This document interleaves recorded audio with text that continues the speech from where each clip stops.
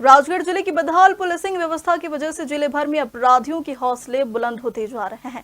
जहां जिले के अलग अलग थानों में आए 2 प्रकरणों ने पूरे पुलिस महकमे को सवालों के घेरे में खड़ा कर दिया है।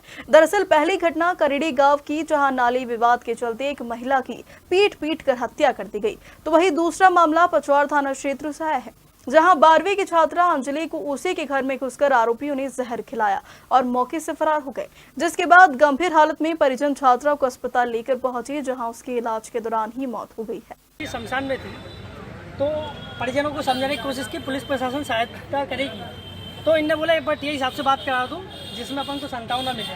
तो टीआई साहब ने क्या बोला, आपसे बात हुई थी, क्या बोला टीआई साहब ने? ये बोला कि ऐसी प्रक्रिया हुई, पहले आप आओ थाने में, उसके बाद प्रक्रिया करवाएंगे तुम्हारी। गई 12 घंटे में विदाउट मैनर से गंदा था। एसपी साहब से बात, उन्होंने ये कहा सीधा कि हम उस पर उचित कार्रवाई करेंगे, आप टेंशन ना लें। जबकि टीआई साहब ने उस चीज़ को बिल्कुल नकारते हुए कह दिया कि हम तो अभी ऐसी टीआई साहब से पूछा हमने 12 घंटे में कुछ ऐसा हुआ है संतोषजनक जिससे आर्थिक को हम अग्नि दे दें? बोले नहीं किया जाओ। ये उनका वे बहुत बेकार था। स्कूल से ही घर पे आगे ऊपर आगे नीचे के ताला लगाने लगी, कोई भी आया उसको अज्ञात आया, उसको कुछ भी खाने का दे दिया, खत्म हो गई। आप कहाँ ले गए थे उसे इलाज के लिए? पचौर हॉस्पिटल लेके आए, मैं बता रहा हूँ। पचौर हॉस्पिटल लेके आए। पचौर में डॉक्टर ने बोला कि इनको शाजापुर लेके जाइए डिस्ट्रिक्ट हॉस्पिटल, क्योंकि इन्होंने शायद पॉइजन का मैटर है।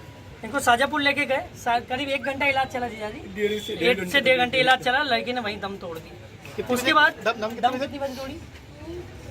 6 साढ़े 6 के आसपास, 6 बजे के आसपास, 5-6 बजे के आसपास तोड़ी। उसके बाद जब मेटा की गंभीरता पता चली मुझे, तो मैंने टीआई साहब से बात की, जिसकी डिटेलिंग ये है, आपको मैं डिटेलिंग भी दे सकता हूँ। 8 बजे मेरी टीआई साहब से बात हुई। मैं कहा सर, मेरी बच्ची ने खुद मेरे से बोला कि पापा 2 जने कोई आए थे, उन्होंने ये बात था और मुझे कुछ खाने को दे दिया। और पापा उनको छोड़ना मत, पापा उनको छोड़ना मत। वो सही बात रखो, बिल्कुल बिना रोए अपनी। रख रहे हैं आप, रखिए, मैं रख रहा हूँ बात। वो रख रहा, 2 लोग रख, तो आपका अगले बीच में। उसके बाद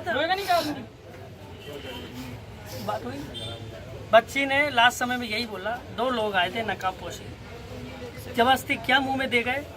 पापा बहुत गंदे लोग थे, प्लीज उनको छोड़ना मत।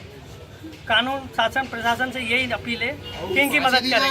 उसके बाद 8 बजे उनको फांसी दी जाए नहीं, जो नियम कानून में वो धारा लगा, लेकिन लीगली लगाया। दूसरी बात, 8 बजे जब मैंने टीआई साहब को फोन लगाया, तो टीआई साहब के ये कहना था ठीक है बेटा मैं देखता हूँ। उसके बाद अभी टाइम क्या हो रहा है पत्रकार महोदय, आप बताएं? 1 बज रहा है शायद, 1 बजे तक इनके द्वारा एक एक्शन लिया गया हो तो बिल्कुल मैं ये पूरी भीड़ लेके चला जाऊंगा। इनका क्या कहना है पता है? आपने किसी को भेजा क्यों नहीं रिपोर्ट लिखने? आपने रिपोर्ट लिखने किसी को भेजा क्यों नहीं? अब आप ये बताइए, 18 साल की बच्ची चली गई, किसको ये ध्यान होगा कि थाने जाके किसको क्या करे? आपके थाने से 2 सिपाही भेज के आप इन्वेस्टिगेशन नहीं बिठा सकते थे?